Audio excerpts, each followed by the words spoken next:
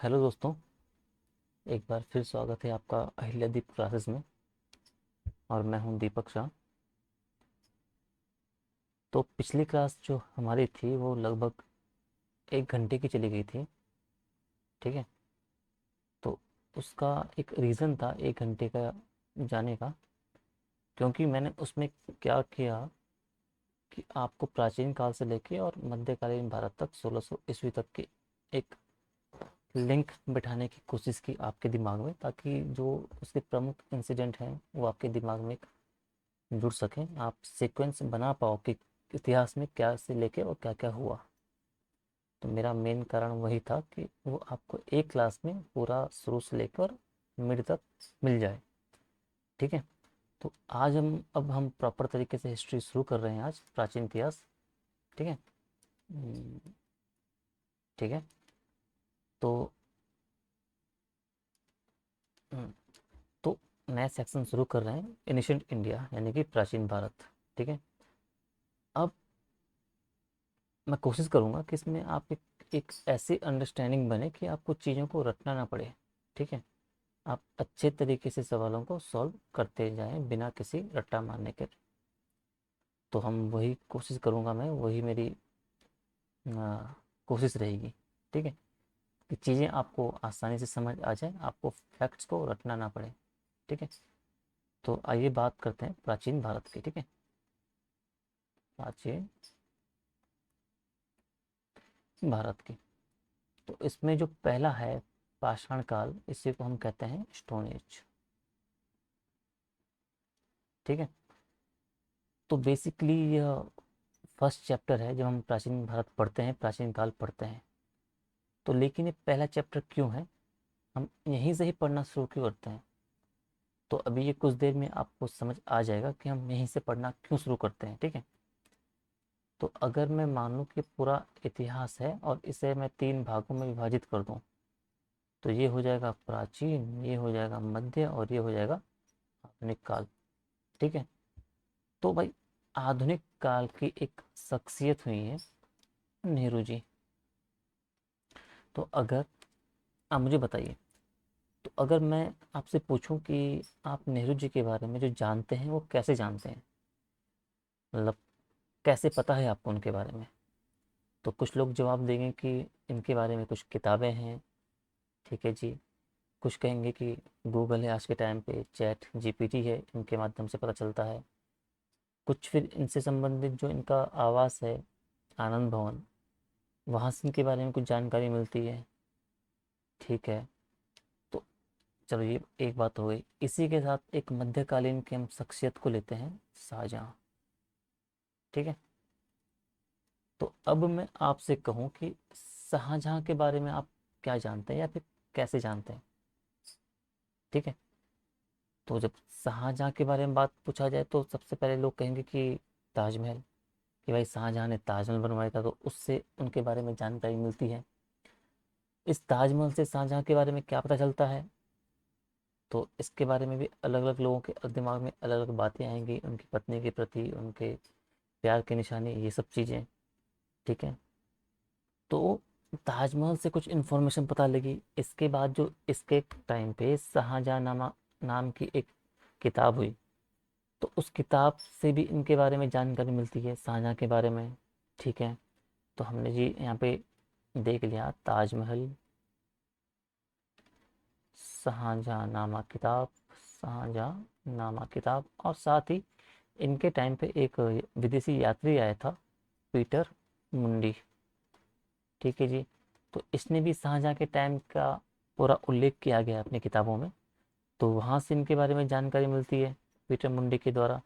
तो मतलब कि आपको शाहजहाँ के बारे में जो कुछ भी इंफॉर्मेशन मिल रही है, जो पता लग रही है, उसके सोर्सेस क्या हैं, मतलब कहाँ से पता चल रहा है? तो या तो फिर उसने कुछ मॉन्यूमेंट्स बनवाए हैं जी, वहाँ से पता लग रहा है। या उसके टाइम पे कुछ किताबें लिखी गई है तो उनसे पता लग रहा है।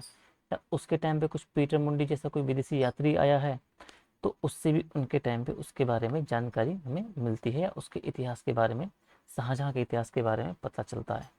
ठीक है। तो बेसिकली हमको जो एनिशिएंट इंडिया के हम शुरुआत करेंगे, तो हम वहाँ से शुरुआत करते हैं जब मानव अस्तित्व में आया था। मानव के अस्तित्व में आने से लेकर ही हम प्राचीन भारत का प्राचीन काल को पढ़ते हैं। मतलब अस्तित्व ही नहीं, जब हम ये कह सकते हैं कि जब मानव मानव नहीं था तब से हमें पढ़ना होता है प्राचीन भारत। तो जब मानव मानव नहीं था तो भाई क्या था? तो वो एक कपी था, एक एप था। तब से हमें पढ़ना होता है। ठीक है। तो जब मानव मानव नहीं था, क्या था? वो एक एप था और एक पेड़ से दूसरे पेड़ पे घूमता रहता था। ठीक है। तो वहां से हमें पढ़ना होता है कि प्राचीन भारत के बारे में पूरा। ठीक है। अब इनके बारे में जो इन्फॉर्मेशन है वो हमें कैसे मिलेगी? इस मानव के द्वारा, मानव के बारे में। तो या फिर इन्होंने जो पाषाण उपकरण उपयोग किए होंगे, इन मानवों ने, प्राचीन मानव ने, पाषाण उपकरण यहाँ से मिलेंगे, यहाँ से इसके बारे में जानकारी मिलेगी। ठीक है। तो क्या स्पेसिफिक इंफॉर्मेशन मिलेगी वो भी हम आगे डिस्कस करेंगे। ये गुफाओं में रहते थे तो वहाँ से जानकारी मिलती है प्राचीन मानव के टाइम पे।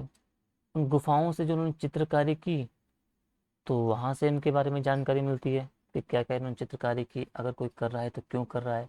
क्योंकि वह उसने आसपास का जो अपने वातावरण से कुछ अनुभव किया होगा, कुछ इमेजिन किया होगा, तो चित्रकारी उसने तभी की होगी। तो उसने क्या अनुभव किया, अपने वातावरण से क्या सीखा, क्या देखा, तो वो चीज़ें भी हमें उनके बारे में जानकारी मिलती है उस टाइम के उनके चित्रों से। ठीक है। तो पाषाण उपकरण जो उन्होंने यूज किए उनसे जानकारी मिली, गुफाओं में जो रहते थे उनसे जानकारी मिली, जो चित्रकारी करते थे उनके बारे में, उनसे हमें वो जानकारी मिलती है। इनके बारे में क्या कोई किताब या साहित्य लिखा गया? साहित्य किताब? तो आप बोलोगे कि नहीं। क्यों नहीं? क्योंकि उस टाइम के लोग पढ़े लिखे नहीं थे। क्यों पढ़े लिखे नहीं थे? उस टाइम का भाषा का विकास नहीं हुआ था, लिपि का विकास नहीं हुआ था। तो जाहिर सी बात है, जब भाषा और पढ़ाई लिखाई जैसी चीज़ें नहीं रही होंगी तो साहित्य किताब में उनका उल्लेख मिलना या साहित्य किताब मिलना तो पॉसिबल ही नहीं है। तो इसीलिए इनके बारे में जो जानकारी मिलती है वो हमें पाषाण उपकरण और गुफा चित्रकारी के माध्यम से ही मिलती है। ठीक है। तो अभी हम जो आगे देख रहे हैं कि इतिहास इवॉल्व कैसे हुआ धीरे धीरे। ठीक है। अब गौर करना, इसको समझना है हमें। तो देखिए, शुरू में जो शुरू में जो इतिहास क्या होता है कि जो सोर्सेस मिलते हैं, जो सोर्सेस मिलते हैं या फिर जिनसे इतिहास का निर्माण होता है उस चीज़ से ही इतिहास इवॉल्व होता है। ठीक है। तो हमें बेसिकली हमें मिले क्या? तो भाई पाषाण उपकरण मिले, गुफा मिली, चित्रकारी मिली। इस प्रकार के जो कुछ हमें सोर्सेस मिल रहे हैं जिनसे आप इतिहास का निर्माण करते हैं। ठीक है। तो इस चीज़ से भी देखिए, जिस चीज़ से भी इतिहास का निर्माण होते हैं उसे हम कहते हैं स्रोत। यानी कि जिस भी चीज़ से इतिहास का निर्माण होता है या हम निर्माण करते हैं तो वह कहलाता है स्रोत कहलाता है। क्या कहलाता है? स्रोत या सोर्सेस कहलाता है। ठीक है। तो शुरुआत देखिए, हमको सिर्फ जो सोर्सेस मिल रहे हैं, ठीक है, तो कोई लिटरेरी सोर्स नहीं है, कोई साहित्यिक सोर्स नहीं है, कुछ पढ़ाई लिखाई वाला सोर्स नहीं है।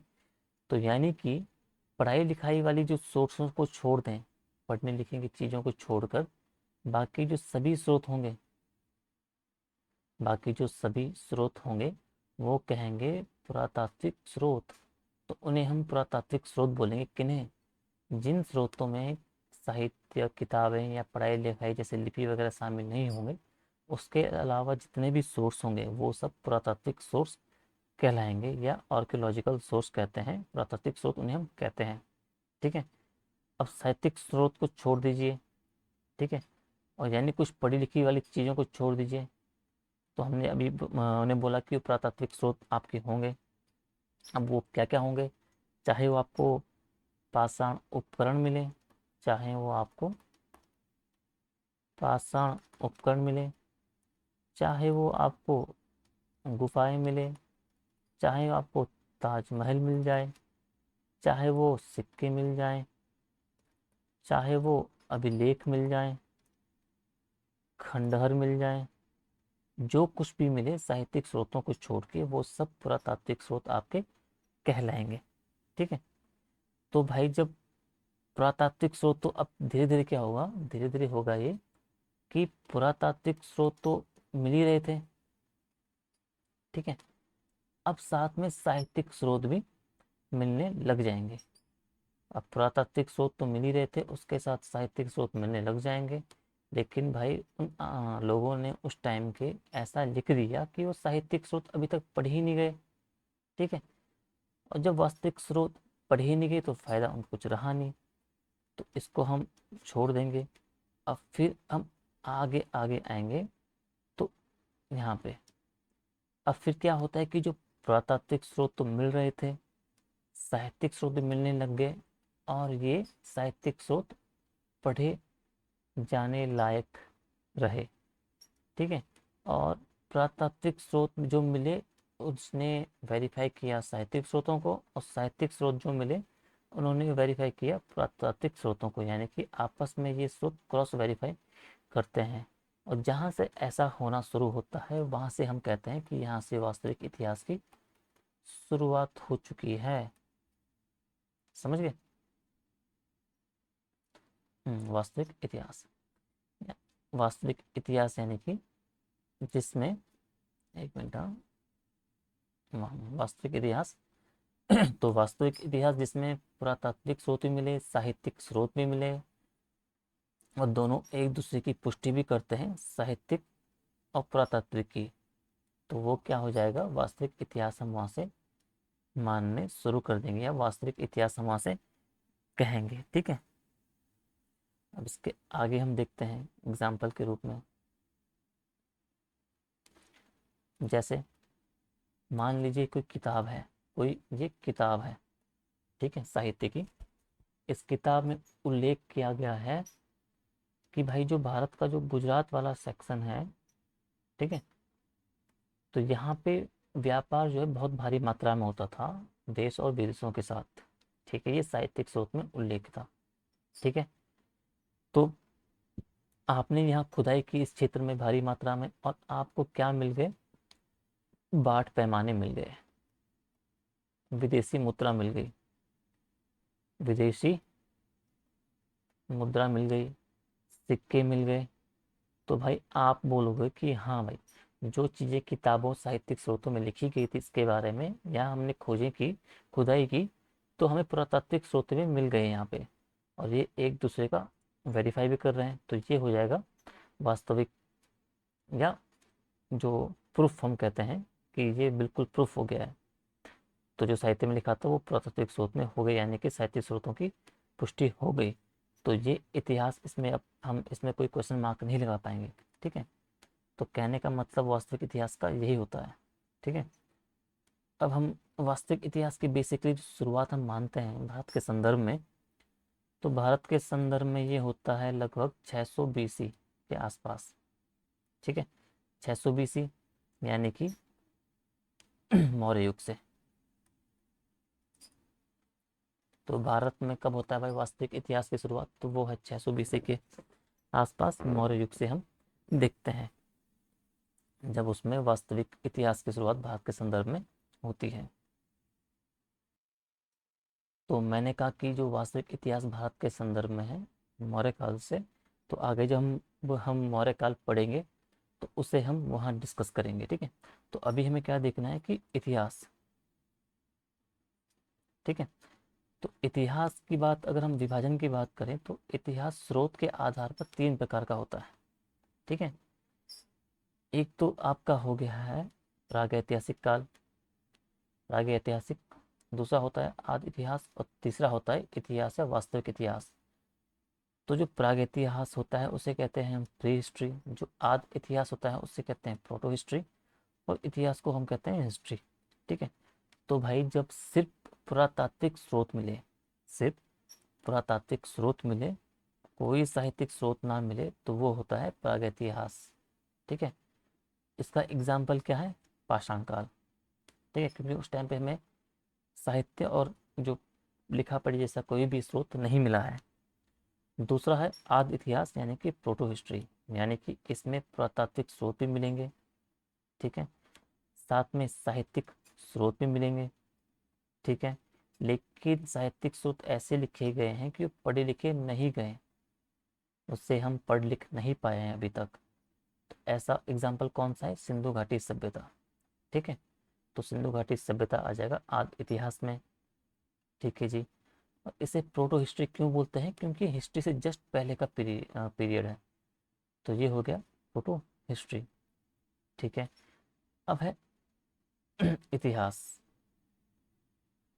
ठीक है, प्री हिस्ट्री हमने देख लिया है, प्रोटो हिस्ट्री हमने देख लिया है, अब है इतिहास। तो इतिहास यानी कि जहाँ पुरातात्विक स्रोत भी मिलेंगे।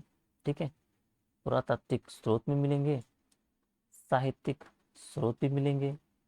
पुरातात्विक मिले, साहित्यिक मिले, और इन्होंने एक दूसरे की पुष्टि भी कर दी भाई। तो ये बेसिकली हो जाएगा मौर्य युग से 600 बीसी के आसपास। ठीक है, तो आप चीज़ों को समझिए कि इतिहास कैसे इवॉल्व हो रहा है, इतिहास कैसे बन रहा है। तो इसे रटने की चीज़ नहीं है, बस आपको एक समझ विकसित करनी है कि इतिहास आखिर इवॉल्व हो कैसे रहा है, हिस्ट्री कैसे विकसित हो रही है, डेवलप हो रही है। तो हमने देख लिया स्रोतों के आधार पर हमने बेसिकली 3 प्रकार का इतिहास होता है। एक को हम प्रागैतिहास कहते हैं, जिसकी जानकारी हमको सिर्फ और सिर्फ पुरातात्विक स्रोतों से मिलती है। दूसरे को हम कहते हैं आदि इतिहास यानी प्रोटो हिस्ट्री, जिसकी जानकारी के लिए पुरातात्विक स्रोत उपलब्ध है, साहित्यिक स्रोत भी उपलब्ध है, बट हम उनको अभी तक किसी कारण से पढ़ नहीं पाए हैं। और इतिहास जहाँ पुरातात्विक स्रोत भी उपलब्ध है, साहित्यिक स्रोत भी उपलब्ध है, और वो एक दूसरे को क्रॉस वेरीफाई भी करते हैं। ठीक है, तो वहाँ से हो जाए चालू हो जाएगा हमारा इतिहास। ठीक है, तो एक हल्का सा ब्रीफ वो था। अब जो प्रॉपर जो है वो है मानव का इतिहास, हम ये देखेंगे। ठीक है, वो हमने अभी तक का सेगमेंट देखा। अब है मानव, मानव का उद्विकास। तो एवोल्यूशन ऑफ मैन। तो भाई पहले ये देखिए आप, ये है आग का गोला पृथ्वी। ठीक है सर, ठीक है, ठीक है। तो जो मैंने गोला बनाया है, तो ये एक, इसे आप आग मानो। ठीक है, ये पूरा लाल है तो पिंक, बट आप लाल मानो। ठीक है, तो जब पृथ्वी की जब उत्पत्ति हुई थी, ठीक है, ये बात आज से लगभग 460 करोड़ वर्ष पहले की है। तो उस टाइम पे जो पृथ्वी थी लगभग आग का गोला थी एक। ठीक है, लेकिन इसका धीरे धीरे क्या हुआ? आग का गोला, इसका धीरे धीरे क्या हुआ? क्रमिक विकास हुआ, एवोल्यूशन हुआ। और वर्तमान समय में जो पृथ्वी हमारी है, ये उस तक जो स्वरूप इसका विकसित हुआ एक क्रमिक विकास के रूप में। ठीक है, तो यहाँ से लेके और यहाँ तक का आने का जो समय है, ये, तो इसे कहते हैं हम टोटल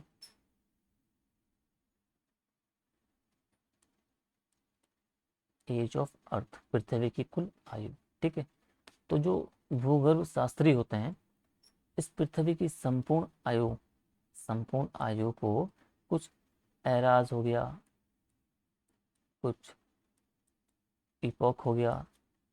ठीक है, कुछ एराज हो गया, कुछ इपोक, इन सब में कुछ डिवीजन करते हैं इनका पीरियड्स वगैरह में। ठीक है, ये चीज़ें अभी आगे डिस्कस होंगी। तो ये संपूर्ण पृथ्वी की आयु है, इसका कुछ डिवीजन करते हैं। इसका कुछ डिवीजन जैसे pre Palaeozoic, Palaeozoic, Mesozoic, Cenozoic और नियोजोइक। ठीक है, ऐसा कुछ जिस इस टाइप का उसका कुछ डिवीजन हम करते हैं। तो इस पूरी पृथ्वी की आयु को हमने कुछ एराज में डिवीजन किया गया है। प्री पैलियोजोइक में देख लिया, पैलियोजोइक देख लिया, मेसोजोइक देख लिया, सेनोजोइक देख लिया। ठीक है, अच्छा, पृथ्वी क्या थी? पृथ्वी आग का गोला थी। तो जो पृथ्वी आग का गोला थी ये, तो जाहिर सी बात है यहाँ पे जीवन रहा होगा, जीवन रहा होगा।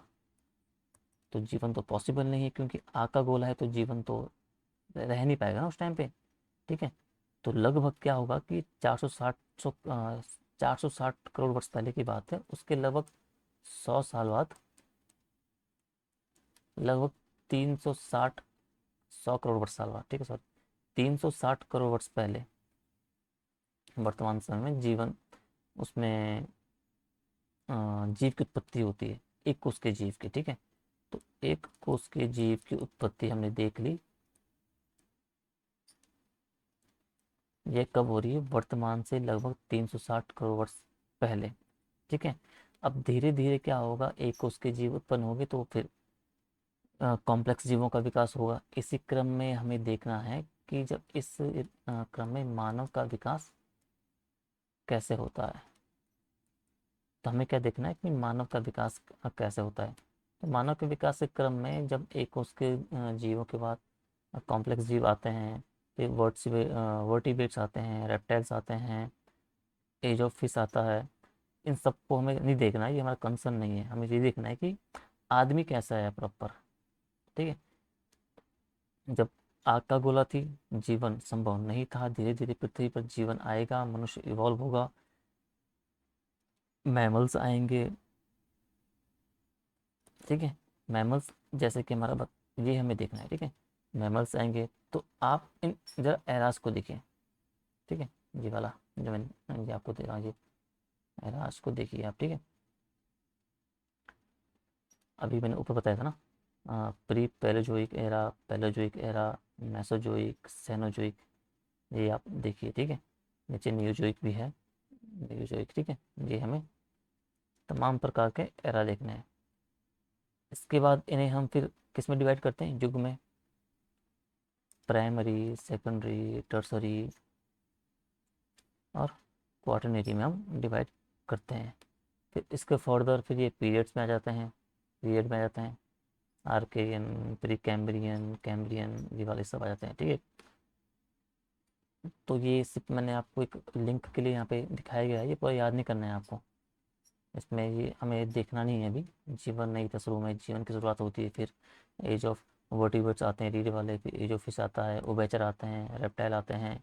तो ये सब हमें नहीं देखना है। हमारा जो कंसर्न है वो यहाँ पे है सेनोजोइक एरा में, टर्सरी युग में, और जो ये पैलियोसीन पीरियड है, यहाँ पे पहली बार मैमल्स या स्तनधारी समूह का विकास होता है। ठीक है।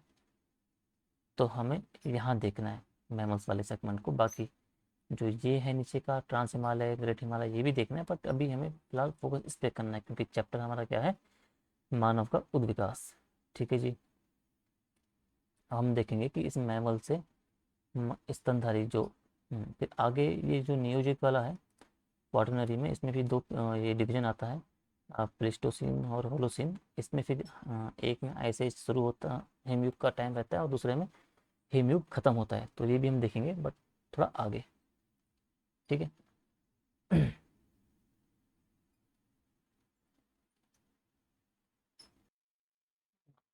तो देखिए, तो मैमल्स को हमें बेसिकली स्तनधारी को समझना है कि इन मैमल से आखिर ह्यूमन कैसे इवॉल्व हुआ। ठीक है। उसे देखने का प्रयास करते हैं। देखिए, ये एक मैमल्स का बड़ा ग्रुप है, ये पूरा जो आप बाहर की लाइन है, इसके अंदर क्या है? सब ग्रुप हैं बहुत सारे। एक ये हो गया, ये हो गया, ये हो गया, ये हो गया, ये हो गया। ठीक है। तो इन सब ग्रुप्स को हम कहते हैं प्राइमेट्स, जो ये सब ग्रुप है मैमल्स के अंदर। ठीक है। प्राइमेट्स हो गए।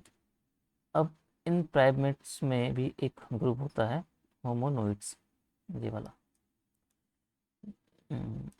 ये हो गया होमोनोइड्स। ठीक है। अब जो होमोनोइड्स हैं, ठीक है, इसी में आते हैं ये कपी, ऐप। ठीक है। ऐप, एप, एप्स कह सकते हैं हम। ठीक है। एप्स कह सकते हैं। अब इसी में आदमी का इवॉल्व होगा, एप्स में। ठीक है। होमोनोइड्स में फिर होमोनिड आते हैं। ठीक है।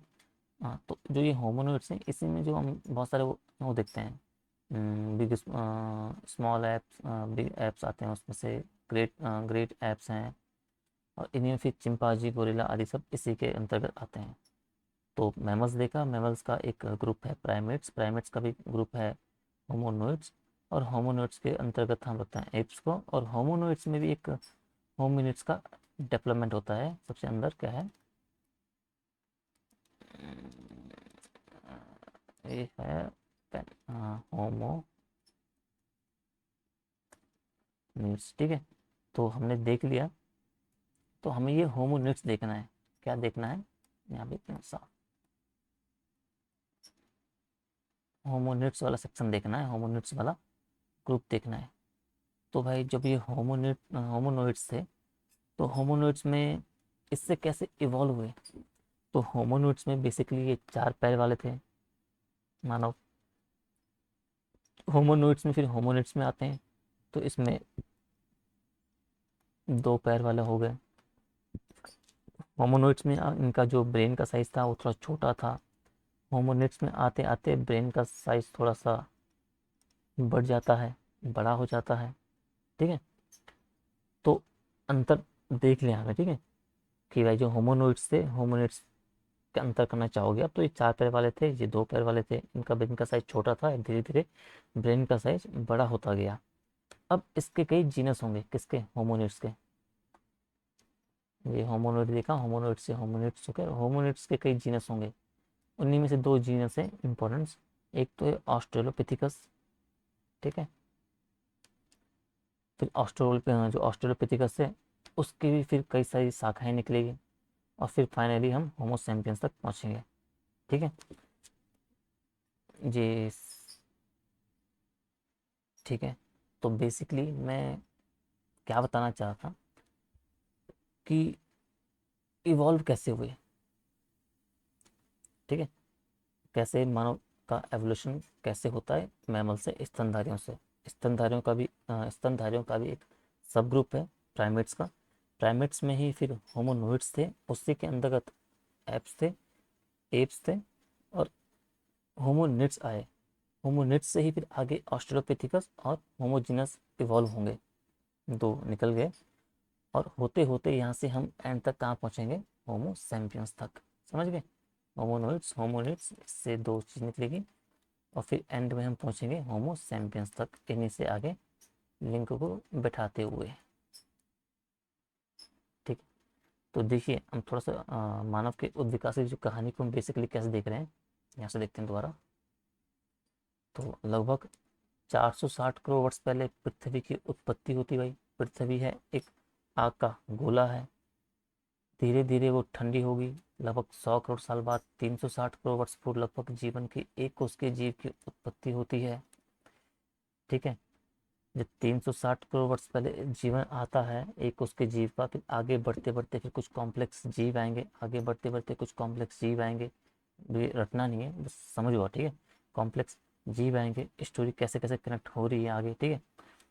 फिर लगभग 3 करोड़ वर्ष पहले ये कभी आ जाएंगे, एप आ जाएंगे, ठीक है। इन्हीं एप में फिर 150 करोड़ वर्ष पहले लगभग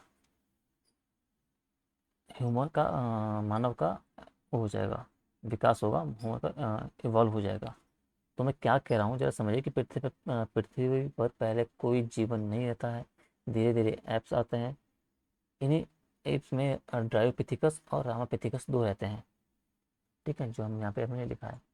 जो एप्स आए उन्हीं में से एक तो ड्रायोपिथिकस एप था, और एक था रामापिथिकस, जो 2 एप रहते हैं, ठीक है।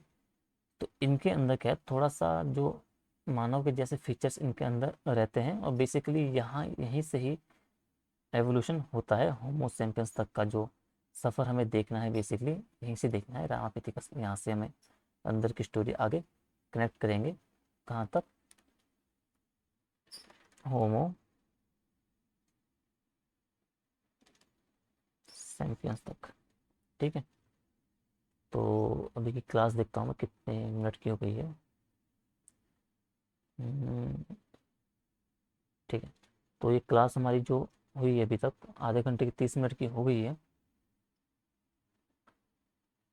कहाँ गया, कहाँ गया? हम्म, तो ये 30 मिनट की क्लास हो गई है, इससे मैं यहीं पे पॉज करता हूँ, ठीक है। अगली क्लास में हम देखेंगे जो यहाँ से स्टोरी आगे लिंक करेंगे, रामा पिथिकस से लेके और होमो सैपियंस तक का जो पूरा मानव का विकास, क्रमिक विकास हुआ है, उस पूरी चीज़ को हम एक अगले चैप्टर में, अगली क्लास में समझ लेंगे। तो यहाँ तक जो भी मैंने आपको रिवाइज करा है, जो पढ़ा है आपको, बेसिकली आपको उसी को रटना नहीं है चीज़ों को, आपको एक स्टोरी बना के चलिए, दिमाग में समझ के चलिए कि चीज़ें कहाँ से शुरू हुई थी और कहाँ आके रुकती है, कैसे चीज़ें मानव का इवॉल्व हो रहा है, कहाँ से लेके क्या क्या तक। ठीक है, तो मैं कोशिश कर रहा हूँ कि अच्छे से समझाने की। अगर फिर भी कुछ कमियां रह रही है तो आप मुझे कमेंट में ज़रूर बताइए कि इन इन चीज़ों में मुझे सुधार करने की ज़रूरत है, या क्लास कैसी लग रही है आपको या नहीं लग रही है, पढ़ाने का तरीका कैसा है, सब कुछ आप कमेंट में कर सकते हैं। तो मैं मिलता हूँ आपको नेक्स्ट क्लास में जल्दी। तब तक के लिए बाय।